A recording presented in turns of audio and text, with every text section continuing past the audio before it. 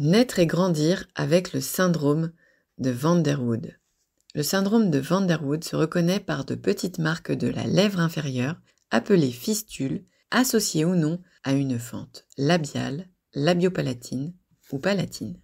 Reconnaissable par la présence de marques très particulières sur la lèvre inférieure, ce syndrome peut être présent de manière très différente au sein d'une même famille. Le plus fréquent des syndromes avec une fente. Bien qu'il s'agisse d'une maladie rare, un cas sur 60 000 naissances environ, c'est le syndrome le plus fréquent parmi ceux impliquant une fente orofaciale.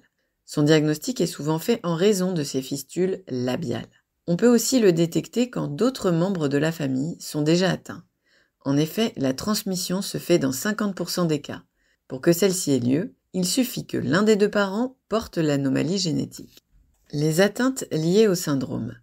Les fistules de la lèvre inférieure présentes chez 88% des personnes peuvent passer inaperçues.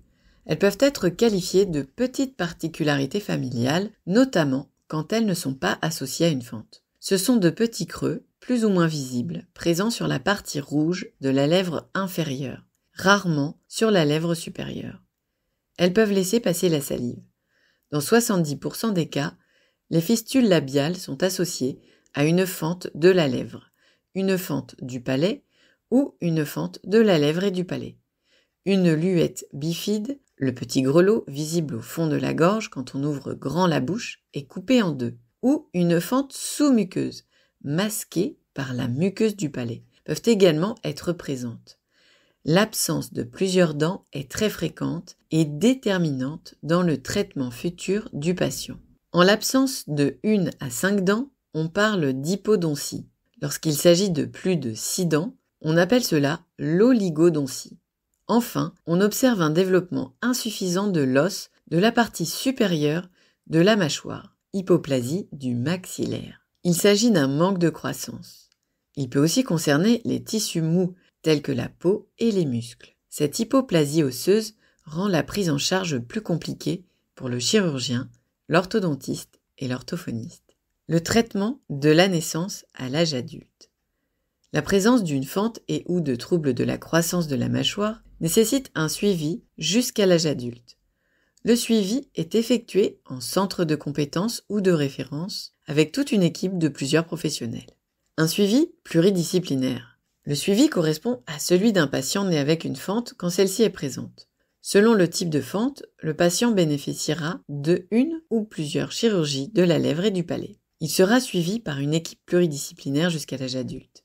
Chirurgien, ORL, orthodontiste, infirmier, pédodontiste et orthophoniste. Ce dernier peut intervenir avec les infirmiers dès les premiers jours de vie pour faciliter l'alimentation du nourrisson. Précocement, le jeune enfant et ses parents sont invités à suivre un programme d'éducation thérapeutique afin de prévenir les troubles de la parole et du langage en lien avec la fente. Le suivi orthophonique spécialisé, notamment dans les centres MAFAS, a lieu chaque année. Cependant, le patient peut, si nécessaire, bénéficier d'une prise en charge orthophonique proche du domicile. Dans ce cas, les professionnels se mettent en lien pour optimiser les soins. En cas de fente labiopalatine ou palatine, ces enfants sont particulièrement sujets aux otites séromuqueuses. Les professionnels de santé qui encadrent l'enfant seront tous attentifs au suivi ORL régulier, car pour bien parler, il est important de bien entendre. En présence de fistules, le patient bénéficiera d'une chirurgie, si elles sont esthétiquement gênantes ou s'il existe un écoulement de salive. Les troubles de la croissance osseuse. Les dents manquantes, agénésie dentaire et les conséquences d'une chirurgie précoce de la fente s'ajoutent au déficit de croissance de la mâchoire supérieure. De fait, les patients atteints du syndrome de Van der Wood présentent souvent une mâchoire supérieure moins développée, appelée hypomaxillie. Cela peut créer des difficultés pour mastiquer, fermer les lèvres, respirer par le nez, articuler distinctement. Les conséquences sont aussi esthétiques. Dents absentes, profil avec un menton qui semble trop en avant, alors que c'est la mâchoire supérieure qui ne s'est pas assez développée. Le suivi orthophonique. L'intervention de l'orthophoniste est nécessaire et déterminante. Les enfants peuvent consulter pour les conséquences éventuelles de la réparation du voile du palais. Un suivi orthophonique peut aussi être proposé pour un travail de la mastication, l'établissement d'une respiration par le nez et d'une fermeture de la bouche, l'amélioration de l'intelligibilité de la parole. Ces patients suivent un long parcours orthodontique et sont souvent concernés par une chirurgie osseuse en fin de croissance. Cette opération intervient pour corriger le décalage des mâchoires. Là encore, il sera essentiel d'être suivi quelques semaines par l'orthophoniste qui aidera à l'établissement d'une bonne position de la langue.